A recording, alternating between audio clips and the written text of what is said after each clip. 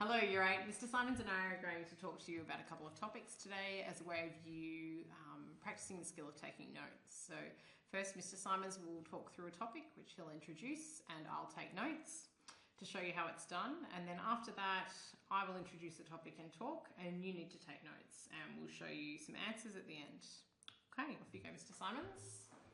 Okay, so my topic for today is one of my favourite novels that I read when I was young. And it's interesting because when I was young, I guess I grew up on medieval fantasy as a genre, and I wasn't quite aware of how tropey and stereotyped and I guess very simplistic that genre was until I was introduced to much better works of literature later on. And I did that through doing Year 11 literature, and was introduced to a whole bunch of different things, Pride and Prejudice and the Bronte sisters and all that kind of jazz. And I remember doing a trade with my Year 11 literature teacher whereby she would read one of my admittedly crappy novels, and I would read Catcher in the Rye. And she, to this day, she actually has never read the novel that I gave her to read, which is Sword of Truth by Terry Goodkind. But that's all right. I don't hold that against her. I'm not bitter at all. But when I did read Catcher in the Rye, I remember distinctly kind of putting myself in the corner of the room, and we had some time for reading in class, which was a bit rare. Putting in the corner of the room. So I was in a classroom situation, and something that you'll note and I would really encourage you to read it, is that this kid is a student. I guess the voice of the novel and the protagonist of the novel is a student. And I guess a very disconnected young man, confused about his place in life, confused about his purpose. And he's kind of, I guess through the novel, he's just raging at the world in this really blind, kind of firing from the hip way. He has this external locus of control, so he's not responsible for anything that's happening in his life. He blames everyone else. He's these kind of perpetual victims who they're not looking for opportunities to excel or grow. They're not looking to be truthful about the responsibility in life. They're looking to find someone to blame for their lack of success. And he gets in this kind of downward spiral of failure and failure upon failure upon failure. And I don't know, kind of jumping around a bit here, but I think my literature teacher gave it to me to read because she saw some of that kind of meandering as a thought process that I had. I hadn't yet figured out what I wanted to do in life. I hadn't yet figured out that I wanted to be a teacher. I actually didn't figure that out until I already completed my uni degree and another postgrad certificate as well. But she saw that kind of parallel between me and him.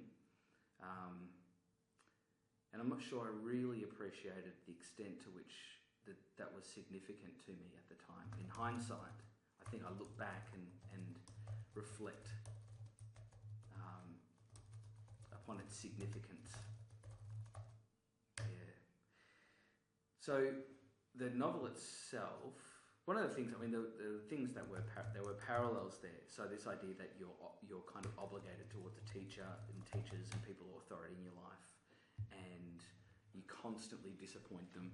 And I felt like I constantly disappointed the authority figures in my life. And I feel like I didn't have the power to really change that very much. I ended up finding that. But one of the things I thought was quite interesting was the freedom that this young guy had. He was able to just kind of do what he wanted and roam around the streets of... I can't even remember where it's set. Do you remember where it's set? No, I haven't read it since I was that age either. Right, okay. I can't remember either. But yeah, he just roams around into bars, underaged, and then it wraps up in this really ambiguous kind of sad way. He never really kind of gets to where he's trying to get to. Not that he knows. But yeah. Cool. Does that work? Oh, so in terms of the way that it's written as well, it's quite confluent with the message, that kind of existential lack of purpose. What's confluent mean? Confluent. Like year 8? I love the word confluent. Confluent's great. Confluent means it works alongside it. It's complementary. With an E. Complementary. Yeah. And it's written in this stream of consciousness style. So whatever's going through, we get to kind of get this window into whatever's going through Holden Caulfield's head, written by J.D. Salinger, by the way. Yeah, we kind of get this picture of whatever's going through his head and this kind of stream of whatever blah, blah, blah, blah just kind of goes on inside his head as he moves around in different places, as he's raging against the world which he feels lost in.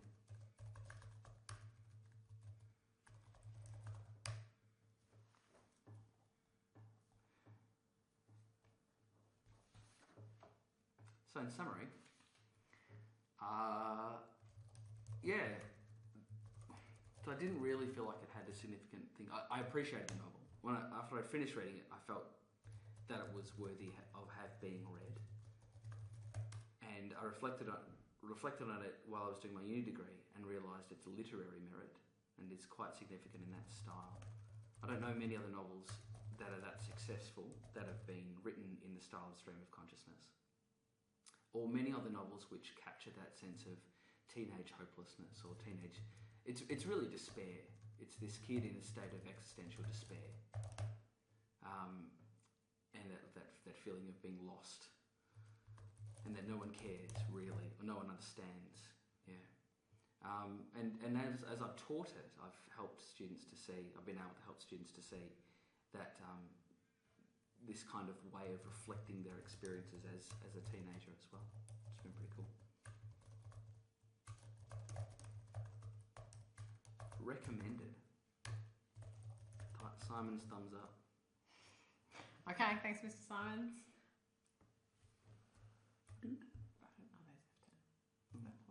Function F10.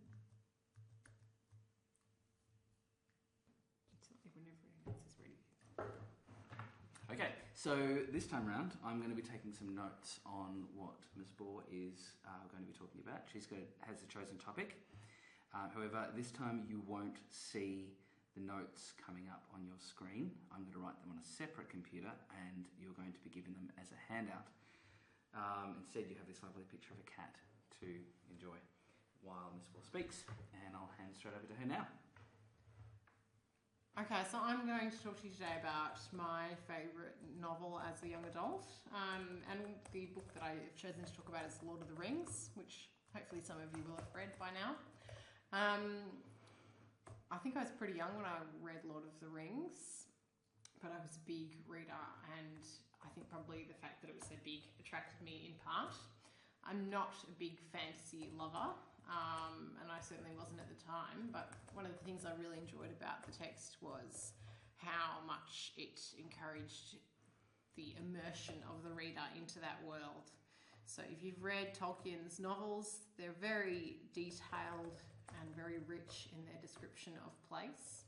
And so that really enabled me to imagine myself in a particular time.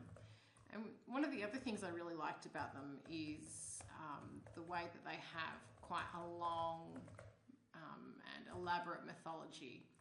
So a bit like the way a lot of television shows run these days, there's a long connecting narrative arc between the different texts. So there's 3 of them plus The Hobbit, but I always thought The Hobbit was inferior and I wouldn't really count it. And so you might be finished with one novel, but there's the next one to look forward to, and there's this overarching kind of goal that runs throughout all 3 of them. I enjoyed the characters, although I think I probably would have liked it if there was a few more female characters in the books. Not a lot to relate to, but that's a feature of a lot of older literature. So maybe I wasn't so aware of that as a child either.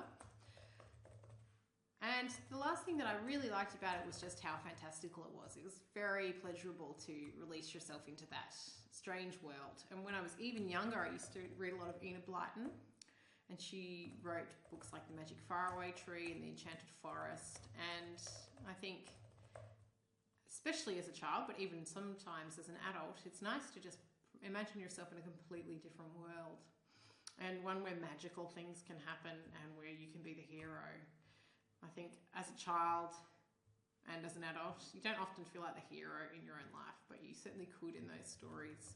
And so I could just place myself in that universe for days on end and reap all the lovely rewards of being this person of moral fibre and integrity. And like Frodo, I am small and not very athletic. So there was lots to find attractive about the idea of that person becoming powerful. I've got a little bit of time left, so I thought I might talk about how I felt when those books were adapted to a film. And that happened, I don't know how long ago. I think I was a young adult when they became films. And my first thought I remember was just, this is not how I imagined it. A lot of people really loved them, but it didn't fit with my imagination at all. And I didn't really like it at first because it is such a rich experience imagining the text in your own mind. And oddly enough, though, over the years that those films have come out, I've actually forgotten most of the original text, and now that world of the film is my imagination of those texts. I had such a distinctive version after one of the characters in Lord of the Rings, but now I can't even remember who Galadriel is anymore because the film version has so encompassed the book version. So I don't know whether that's a good or a bad thing. It's just a thing, I suppose, and there's been lots of books since then that have been able to capture my imagination in different ways. So in summary, I really loved the books because they were so immersive, because they were so detailed, because they had that long narrative arc, which meant that you could look forward from one book to the next. Did that happen last time?